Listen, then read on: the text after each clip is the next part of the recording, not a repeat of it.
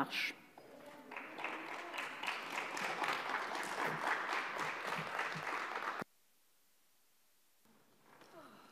Madame la Présidente, un petit peu de frais. Après ce que je viens d'entendre, on va s'y mettre. Madame la Présidente, Madame la Ministre, merci. Madame la rapporteure, Madame la Présidente de commission, mes chers collègues, il faut que je m'en remette. À bout de souffle, en quête de légitimité, ne sait plus d'où elle vient, ne sait plus où elle va, privée de rêve depuis que la paix continentale est devenue réalité.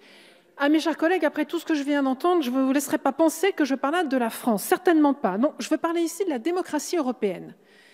Dans son discours de la Sorbonne en 2017, le président avait exprimé, avec force d'ailleurs, la conviction de ma famille politique, qui était que la revitalisation de la démocratie européenne réside dans le Parlement des Européens. Mais les élections européennes ont toujours été singulières, avec un taux d'abstention record, avec une prime aux partis secondaires et contestataires, avec une prééminence des enjeux nationaux, avec une mainmise aussi des appareils politiques, dépêchant souvent à Bruxelles des impétrants n'ayant pas toujours le profil, ou même parfois la volonté d'ailleurs d'y travailler. Alors, comment revitaliser cette démocratie européenne? Comment intéresser les Français et les Européens aux élections européennes?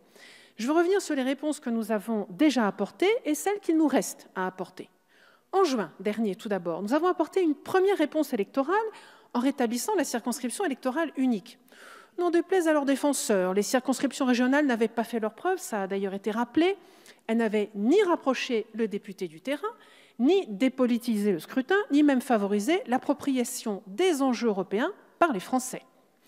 La circonscription nationale unique permettra en revanche de recréer les conditions du débat national sur les enjeux européens, trop longtemps escamotés par la régionalisation.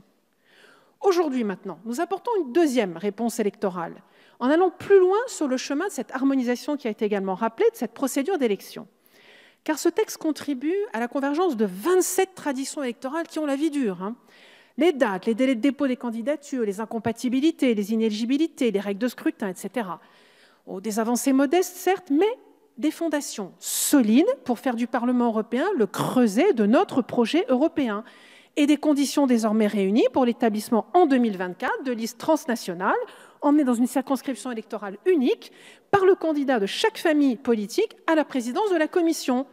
Dommage en revanche de n'avoir saisi l'opportunité du Brexit pour le faire, à mon avis. Enfin bon, on y reviendra. Mais demain maintenant, nous devons apporter une réponse nouvelle, beaucoup plus politique celle-ci. Dans son dernier essai, Le peuple contre la démocratie, le politologue germano-américain Yascha Mounk explique la montée du populisme dans nos démocraties libérales par le divorce entre la démocratie et le libéralisme. Pour lui d'ailleurs, la Commission européenne, en hyperpuissance normative, incarne une forme de libéralisme antidémocratique. En Europe, le fossé s'est en effet creusé entre un libéralisme insuffisamment démocratique, celui de l'Union européenne, et des démocraties insuffisamment libérales, dites illibérales, telles la Hongrie de M. Orbán. Comment donc réconcilier en Europe la démocratie et le libéralisme, les aspirations légitimes des peuples et le projet européen? Il s'agira de faire l'Europe par la preuve de son utilité, en élaborant des propositions concrètes qui répondent aux besoins quotidiens et aux attentes profondes des Français et des Européens.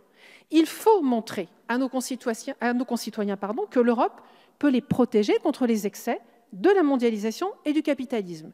Il faut montrer à nos concitoyens, et parmi eux, à tous les gilets jaunes que nous voyons depuis quelques semaines, que beaucoup de leurs préoccupations appellent des réponses au niveau européen. Pour cela, nous devons avoir du courage politique. D'abord, cesser de faire l'Europe le punching ball de nos inconséquences. Ensuite, monter sur le ring européen pour faire traiter à ce niveau les enjeux prioritaires pour nos concitoyens dans les domaines tels que la sécurité, ou le social, ou encore l'écologie.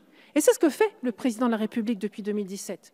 Nous avons obtenu des avancées. Les travailleurs détachés, c'en est une, parmi beaucoup d'autres. Et nous allons en obtenir de nouvelles. L'Europe par la preuve de ce qu'elle fait chaque jour pour nous. C'est la réponse politique pour revitaliser la démocratie européenne. Aujourd'hui et en juin dernier, nous en avons défini les conditions électorales. Place désormais à la politique européenne. C'est tout l'enjeu de ce projet de loi et de la campagne des élections européennes à venir. Et je veux pouvoir dire à nos enfants, à mes 4 fils qui sont tous électeurs, eh bien, votez maintenant. Et vive la République française et vive l'Union européenne. Merci Madame la députée. Madame Ménard, vous avez